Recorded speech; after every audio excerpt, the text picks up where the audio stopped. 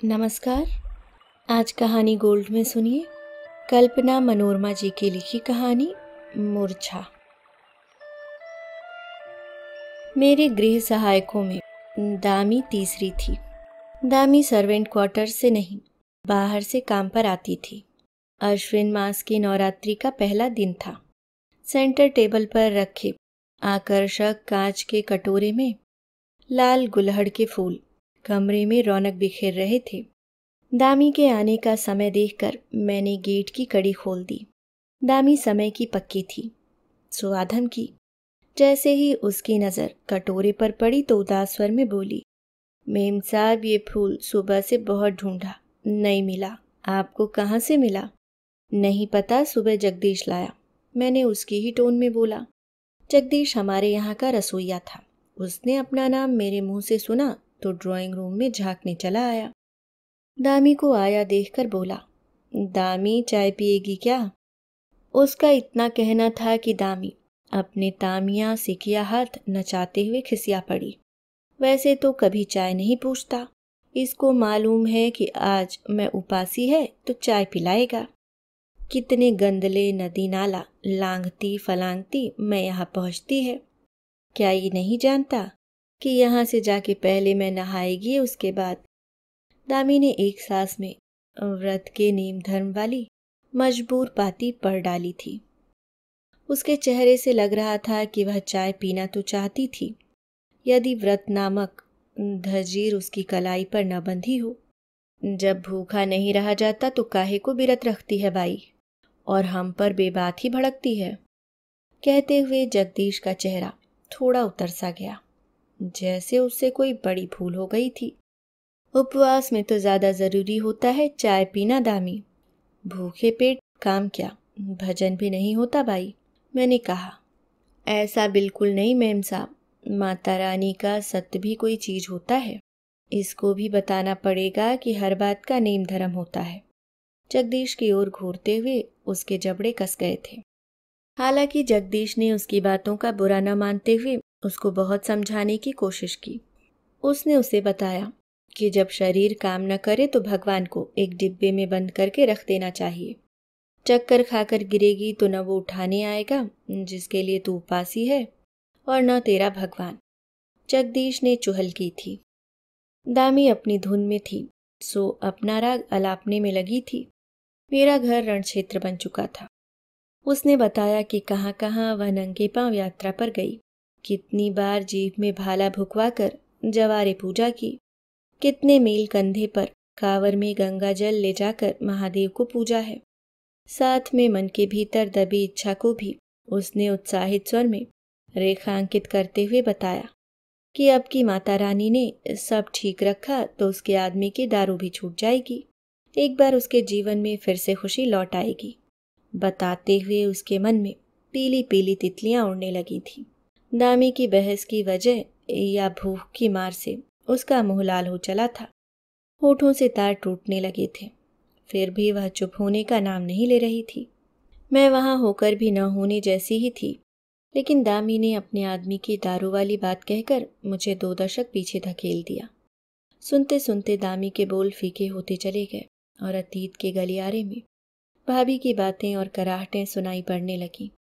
आज से मेरा नवरात्रि व्रत शुरू हो रहा है। करती तो हर बार थी, लेकिन इस बार सिर्फ एक लौंग पर तुम्हारे लिए व्रत का संकल्प लिया है। तुम्हें भी ध्यान रखना होगा विनय। भाभी मनुहार करते करते घिघियाने सी लगी थी, लेकिन भैया ने कठोरता से सिर्फ एक शब्द ही बोला, क्यों?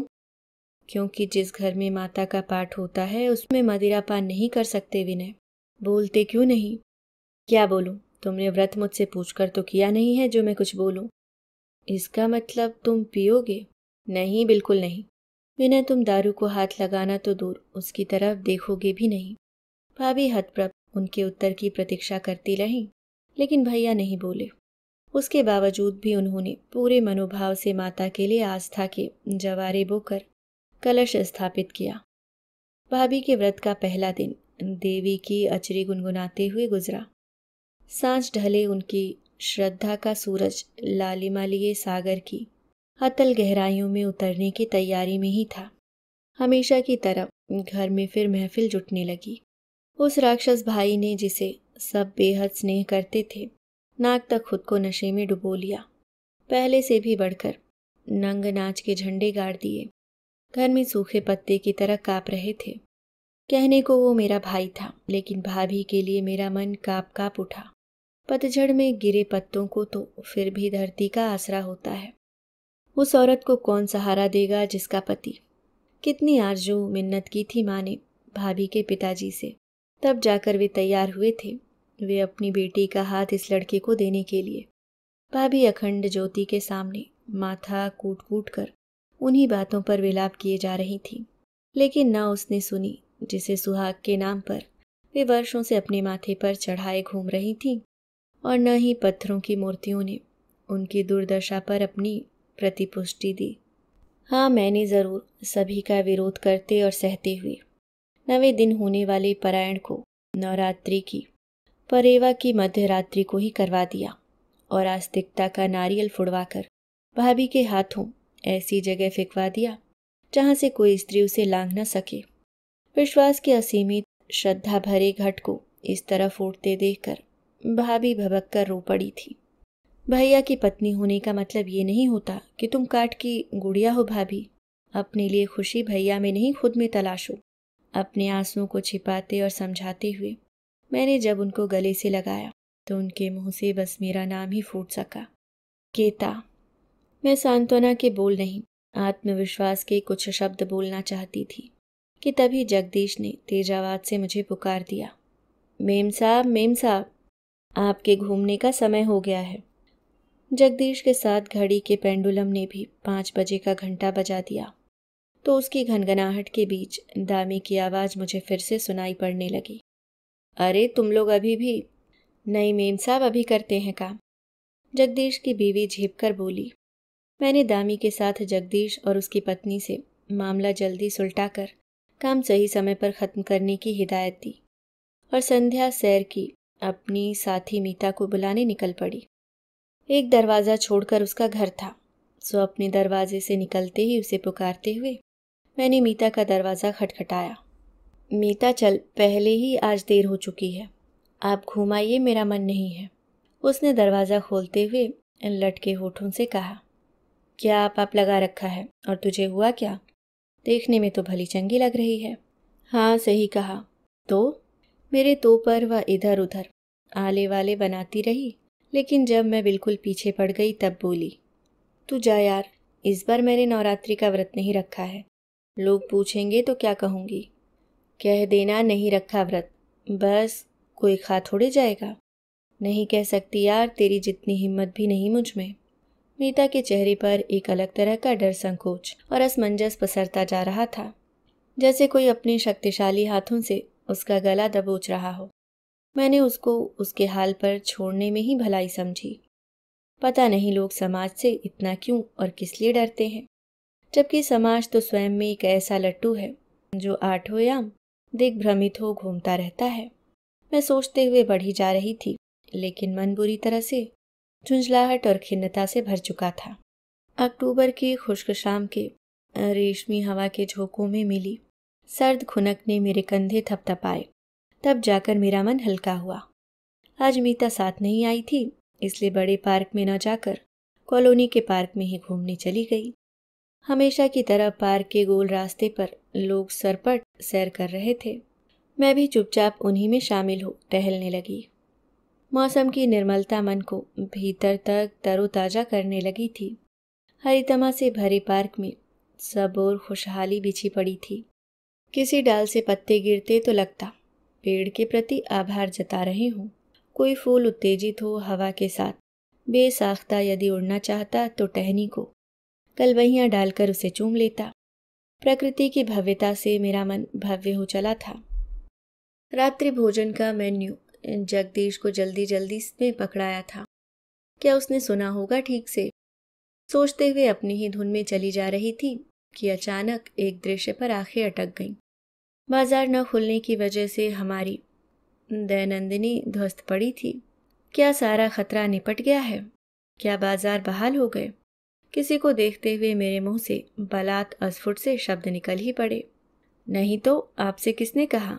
बगल से गुजरते हुए एक स्त्री ने 8 कोने का मुंह बनाते हुए कहा।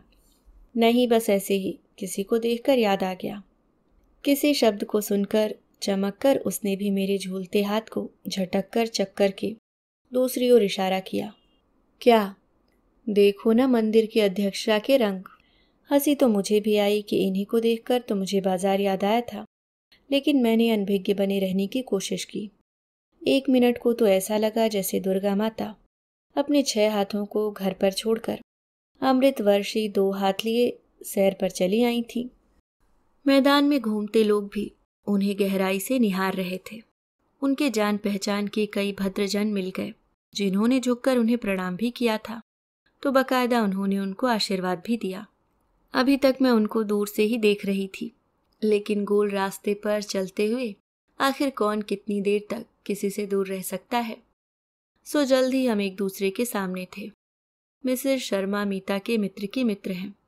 मीता कभी कभी इनकी चर्चा मुझसे करती रहती थी, इसलिए मैं भी इनको जानती थी। मिलते ही बातें शुरू हो गईं। कैसी हो मिसेस शर्मा? ठीक ही ठाक है, ज्यादा कुछ अच्छा है नहीं कहने को, वे कहकर मौन हो गईं। जो स्त्री दूर से ताजे खिले गुड़हल सी लग रही थी, वह इतनी अनमनी क्यों है? मेरे मन में विचार कौन था, तो मैंने उनसे पूछ भी लिया। क्या हुआ मिसेस शर्मा, आज फिर शर्मा जी से झगड़ा? उन्होंने मुझे निर्विकार भाव से देखा। कहा, कुछ नहीं। आपको नहीं बताना है तो मत बताइए मिसेस शर्मा, कोई जरूरी नहीं। नहीं, ऐसी बात नहीं। मेरी उदासी में इस बार शर्मा जी का कोई हाथ नहीं। वे तो खुद बेचारे से हुए पड़े हैं, न दुकान खोल पा रहे हैं, न ठीक से घर चला पा रहे हैं। उनकी आवाज में दुख लौट गया था। अच्छा, तो आप इतनी परेशान क्यों हैं? अरे पूछो ही मत, कहकर वह मेरे साथ चलने लगी। बताइए ना मिसेस शर्मा, वैसे तो इन दिनों स्त्रियां बेहद खुश रहती हैं, होम ही क्यों ना। उनके लिए ये श्रद्धा और अतिरिक्त खुशी के दिन जो होते हैं। मैंने उत्साहित होकर उनके ही मन की बात कही थी। वो फिर भी फीके पान सी रची दिखती रही। उनकी उदासी देख मेरा मन अकुला गया। उनकी ऊब दूर करने के लिए मैंने उनकी रुचि की खूब बातें की, लेकिन उनका मन नहीं बदला।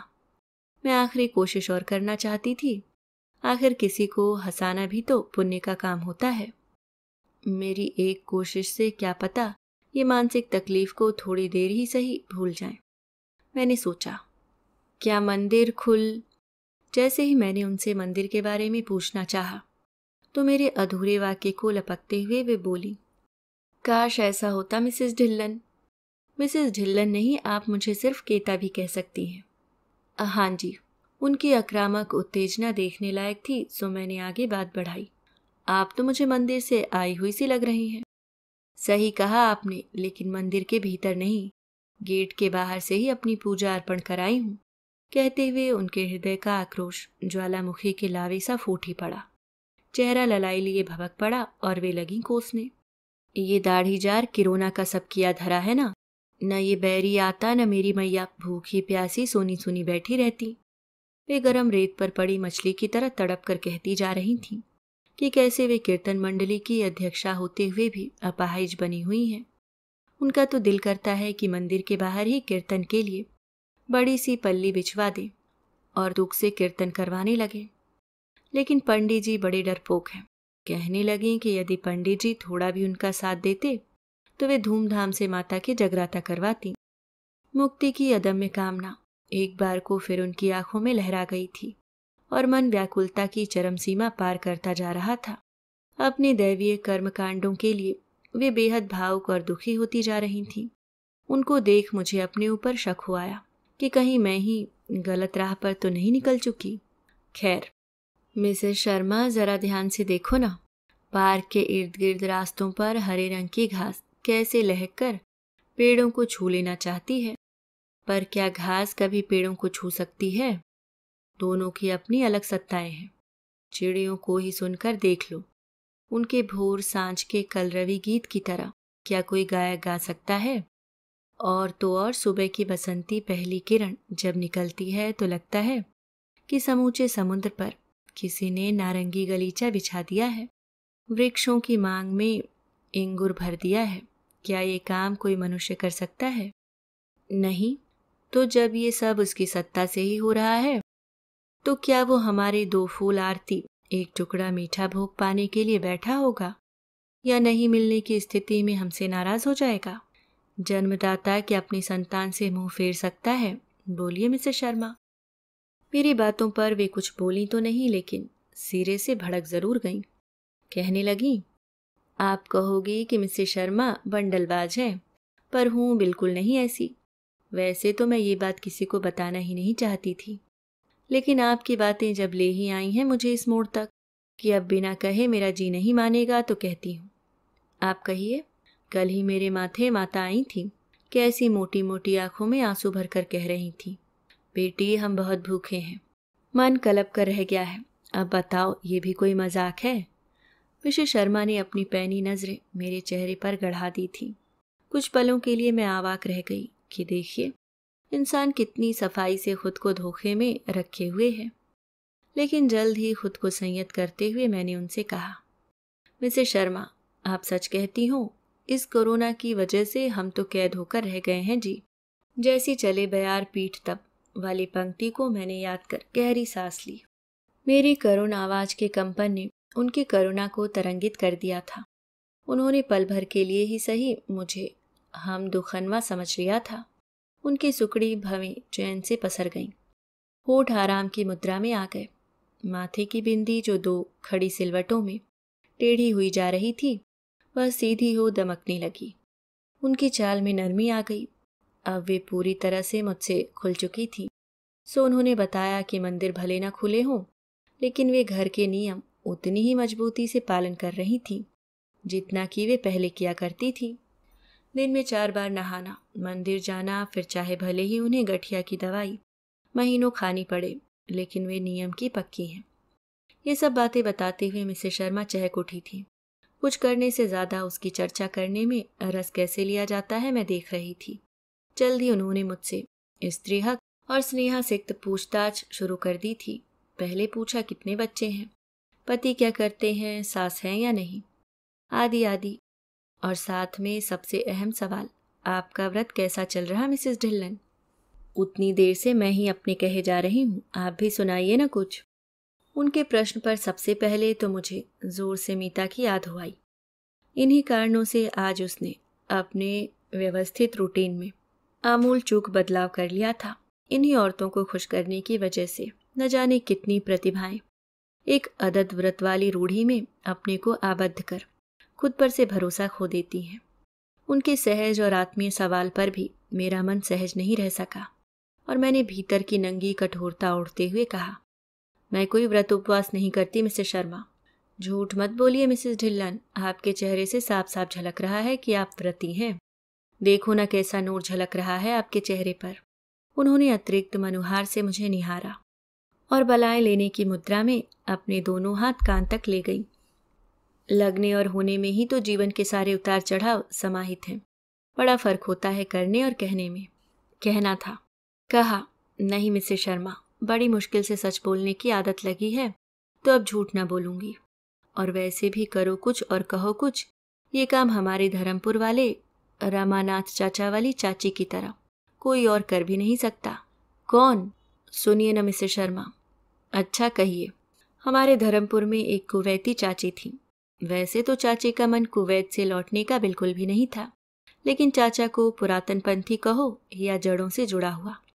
उनका कहना था कि जहां उनकी छठी पूजी गई है, वे वहीं से 4 कंधों पर दूसरी दुनिया के लिए रवाना होना चाहेंगे। इसलिए चाचा के आगे चाची की एक न चली। हालांकि उनके घर परिवार के 1-2 सदस्य ही पुश्तैनी धरोहर संभाल रहे थे। बाद बाकी लोग जहां नौकरी पेशा कर रहे थे वहीं बस गए। देखते देखते चाचा ने पत्नी के हिसाब से उस घर को आधुनिक उपकरणों से सुसज्जित भी करवा लिया था। फिर भी चाची कुवैती किट्टी पार्टी वाली सहेलियों को अपने बच्चों से ज्यादा याद कर बिसुरती रहती थी।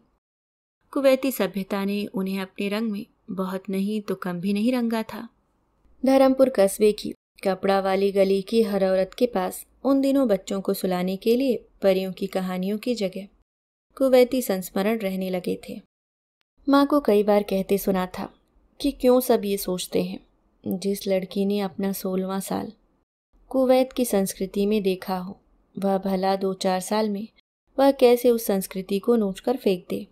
उनके प्रति माँ के इस सद्भावनापूर्ण नज़रिए की वजह से ही चाची उनकी पक्की सहेली बन गई थी। वे जो कहना चाहें माँ उनको बिना मोल तोल सुन लेती थी। मुझे उनके घर ज़्यादा खेलने की छूट तो नहीं थी, लेकिन उनको देने लेने या बुलाने जैसे कामों के लिए माँ मुझे ही भेजती थी। इसी बहाने मैं उनके जीवनचर्या के रंग ढंग देखने का सुख उठाती थी। मैंने ध्यान धरकर उन्हें कई बार देखा था और माँ को भी बताया था कि चाची जैसे घर के भीतर होती हैं वैसी बाहर बिल्कुल नहीं होती, लेकिन मेरी बात को माँ इधर उधर से निकाल देती। एक बार नवरात्रियों के दिन थे, माँ ने उन्हें बुलाने को मुझसे कहा। मैंने झटपट अपना खेल छोड़ा और दौड़ गई। दोपहर का समय था। आंगन में उनका गुलाबी गाउन सूख रहा था।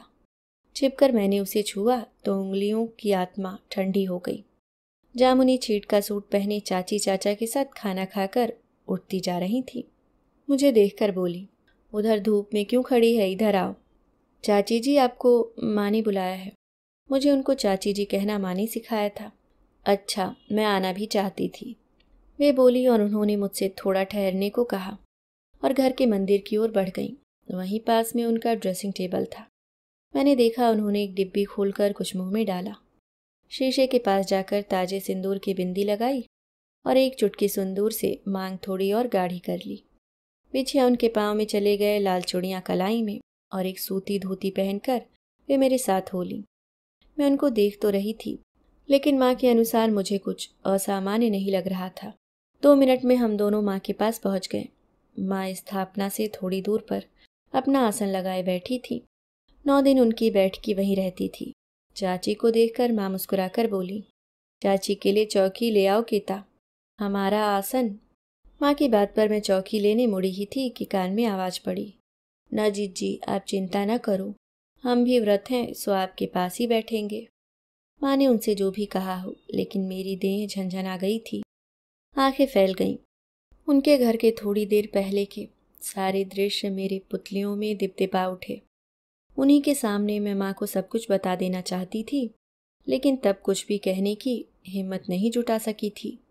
लेकिन आज इन बातों के मायने एक भी नहीं छिपे हैं मुझसे। आपने इतना कहा और मुझे कुछ भी समझ नहीं आया। मिसेस ढिल्लन, आप क्या कह रही थी? मिसेस शर्मा ने उकताकर कहा। कोई बात नहीं, इन बातों को समझकर भी कहाँ कोई समझने की चेष्टा करता है जो आप। नहीं, ये बात बिल्कुल नहीं है मिसेस ढिल्लन। 50 वसंत देखने के बाद व्रती और अव्रती को मैं चुटकियों में पहचान लेती हूँ।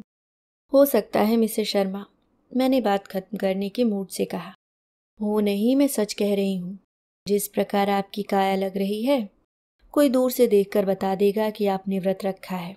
आखिर मैया के उपास की महिमा निराली होती है। अनुभव की उंगली मेरी ओर घुमाते, आंखें नचाते हुए वे बोली। मैं उनको देखकर हैरान थी कि आखिर वे शरीर का हल्का होना, घर में सुख संपत्ति का बढ़ना सिर्फ व्रत उपवास से ही क्यों जोड़ा जाता है, जबकि इन सब के लिए तो आदमी को खून पसीना एक करना पड़ता है। क्या सोच रही हो मिसेस? यही मिसेस शर्मा, अपनी काया को ऐसा रखने के लिए मैं उपवास नहीं, योग आसन के साथ डाइट प्लान फॉलो करती हूँ। कब क्या और कितना खाना है का विशेष ख्याल रखती हूँ। उन्होंने ऊपर से नीचे तक मुझे अजीब भावभंगिमा से देखा और एक लंपट सा लुक दिया, मानो मैं बेहद क्षुद्र जीव हूँ। मिसेस ढिल्लन, ये सब पढ़े लिखे चोचले हैं, चोचले और कुछ नहीं। अच्छा ठीक है मिसेस शर्मा, मेरा मानना वैसे भी कुछ अलग ही है। लोग कितना भी कहें, लेकिन मुझे लगता है चाहे हम फलाहारी हों या अन्नाहारी, सुबह खाली होने का रूप एक ही होता है। इन सब कतिपय क्रिया कर्म की जगह मन के शुद्धिकरण के उपायों को हमें विधि से हासिल हो, उसके लिए अनुष्ठान करने चाहिए। बिना कुछ कहे चट से वे मेरे पीछे हो गईं और साड़ी की प्लीटों के साथ पल्ले को कमर से लपेट लिया। वे मुझसे छिटक कर दूर ऐसे चलने लगी जैसे मुझे छूकर वे समूची छूत हो जाएंगी। मैदान से लगभग सभी लोग जा चुके थे।